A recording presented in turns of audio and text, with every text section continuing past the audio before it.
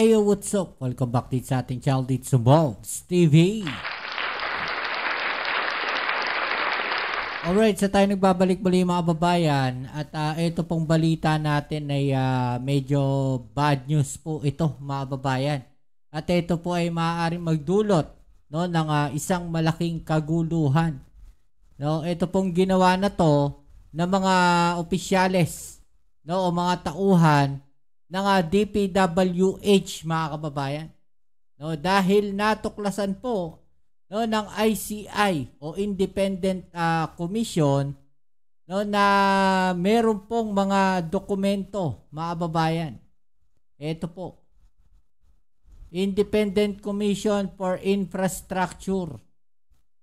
No, natuklasan po nila na sinisira po, no, yung mga dokumento at tinatamper po. Nako po. Malaking gulo to mga kababayan. Itong ginagawa na to, no? Dahil na makikita natin talagang meron silang pinagtatakpan at may gusto silang itago. No? Dahil bakit po sisirain yan, no, kung wala kayong tinatago? 'Di ba? Kung wala kayong ginawang anomalya. Okay? Hindi nyo sisirain yan. Pero ito po, mga kababayan, sinira po yung mga dokumento o official documents po. Okay, so yan ang ating alamin ngayon at pag-uusapan. Pero syempre, bago ang lahat, please don't forget to subscribe, like, share, at comment dyan sa comment section. Alam nyo mga kababayan, nakaka-irita na talaga at nakakasama ng loob na itong mga tao na to, no, tila wala silang pakialam, no, sa mga posibleng mangyari. No, dahil akala nila hindi mabubuko ng ating Pangulo o hindi ilalabas ng ating Pangulo etong mga anomalya na to. No, kung matatandaan natin, kung hindi dahil sa ating Pangulong Bongbong Marcos, hindi lalabas etong mga anomalya na to ng DPWH, mga babayan. At gumulong po, no, etong investigasyon at naigawa nga po ng ating Pangulo na mailabas ang Independent Commission for Infrastructure. Nakagawa po siya ng isang komisyon mga kababayan na talaga namang ikinatakot, no, na itong mga tao na to dyan sa DPWH dahil nakita nila gumugulong investigasyon eh. Diba?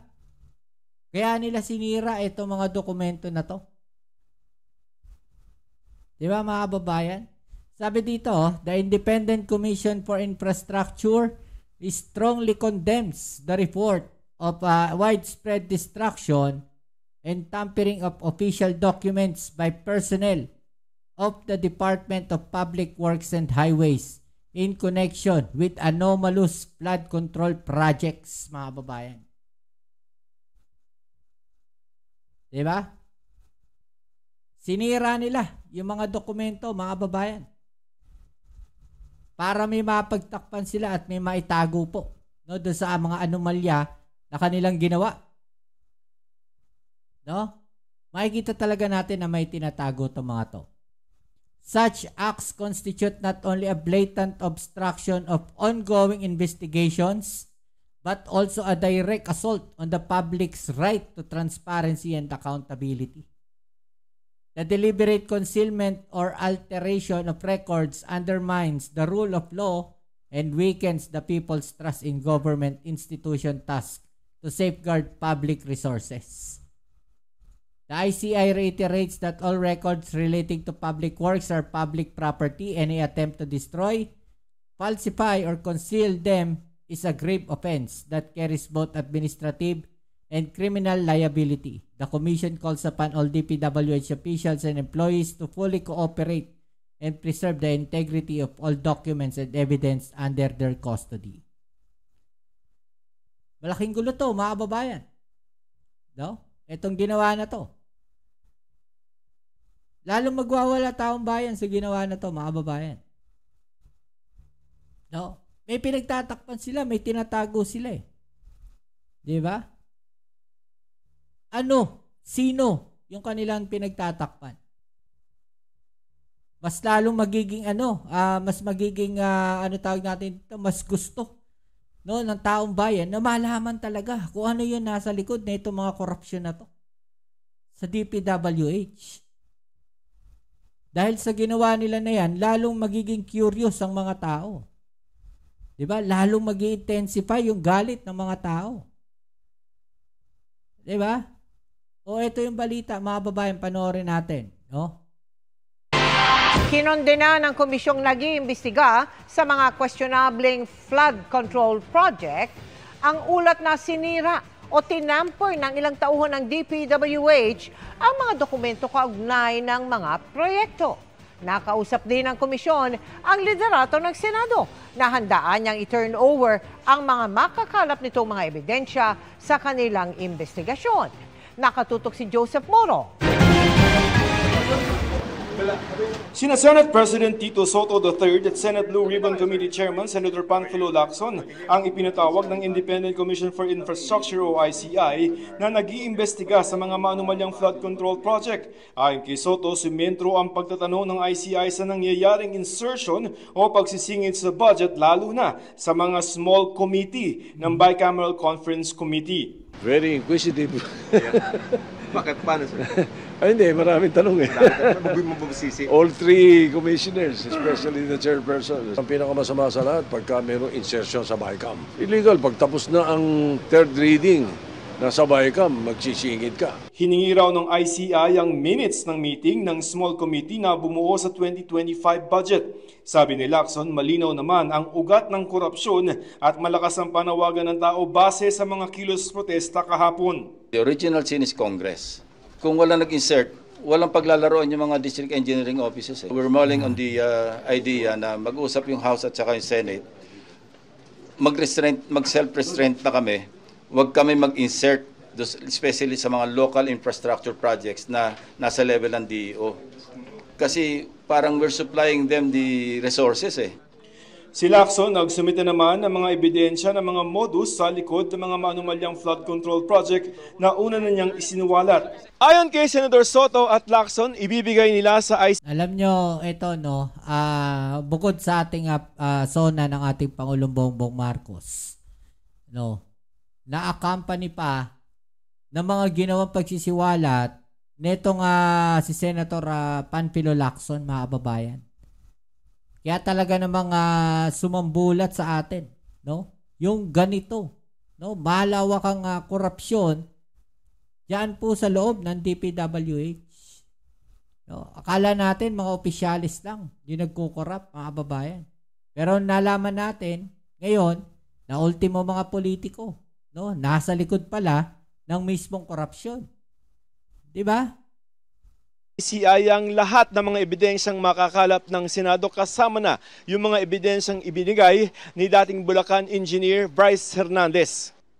Kasama dapat sa ebidensyang kinuha ni Hernandez ang isang computer at mga dokumento. Pero sabi ni Lacson, bigla raw nagbago ang isip ni Hernandez na ibigay ang computer, bagaman pinakukuha pa rin ito ni Lacson.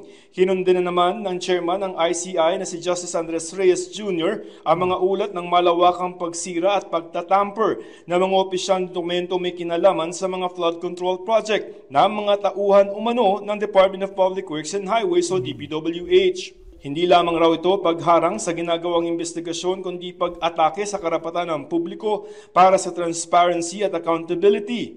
Kinumpirma ni DPWH Secretary Vince Dizon na may nakialam sa mga dokumento sa DPWH Baguio District ayon sa report ni Special Advisor at Baguio Mayor Benjamin Magalong sa ICI.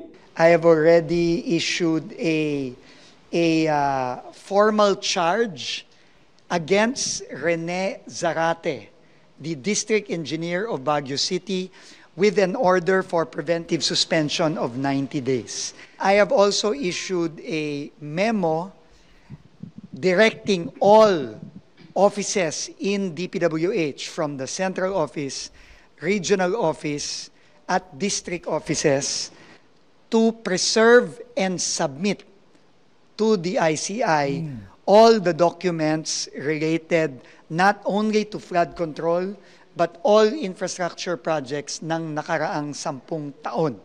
Yun, na matindi ron, mga kababayan. Dali itong mga Duterte. Oh. Itong utos na to, mga kababayan, 10 taon po. No? 6 na taon ngayon. Oh, tapos 3 taon kay PBBM. So, 6 kay Duterte. Tapos pabalik pa. Naku po, dali itong mga Duterte. 10 taon. At pag sila ay hindi sumunod kung ano yung nangyari kay Rene Zarate, mangyayari sa kanila. Noong Biyernes ay freeze ng Court of Mukhang mauubos ang mga tauhan ng DPWH dito. Appeals ang karagdagang 592 bank accounts ng mga personalidad na may kaugnayan sa mga flood control project. Ayon sa Anti-Money Laundering Council o AMLC, kasama rin dito ang freeze order sa 18 na real estate properties, 3 insurance policies at 73 na mga motor vehicle. Para sa GMA Integrated. Yan, mga babayan, no? Ito pa isang karagdagang balita, ay dagdag ko na rin tungkol nga po ito kay Bryce Hernandez, no, na naglalaman din, no, ng mga ebidensyang computer niya, inihintay pa rin po na ma-surrender, mga babayan. Okay? Hindi pa ibinibigay sa Senado at hawak pa rin ang kampo ni dating DPWH Bulacan 1st District Assistant Engineer Bryce Hernandez ang computer na naglalaman umano ng tala ukol sa mga nangurakot sa mga flood control projects sa lalawigan. Ito. Saksi, si Joseph Moro. Ito yung sinasabi na natin noong nakaraan, mga babayan. Kung meron mga mas mabibigat na ebidensya no, na isasabit itong si Bryce Hernandez, talagang mga nganib, no, ito nga si Bryce Hernandez. Ito ngayon, may computer pa. No, na naglalaman di umano lahat ng files. Talaga naman pag-iinitan talaga, ito nga si Bryce Hernandez. Kasi isipin mo, kunyari ikaw, no, kunyari lang, sample, kung ikaw ay isang politician, no, at meron ang transaksyon na ganyan, hindi mo alam, no, na ito pala si Bryce Hernandez, may mga ganun dokumento, no, na nakasave, nakatabi. Diba? Sabi ko nga noong nakaraan, mga babayan, diyo sa isang vlog natin, matalino rin itong si Bryce Hernandez.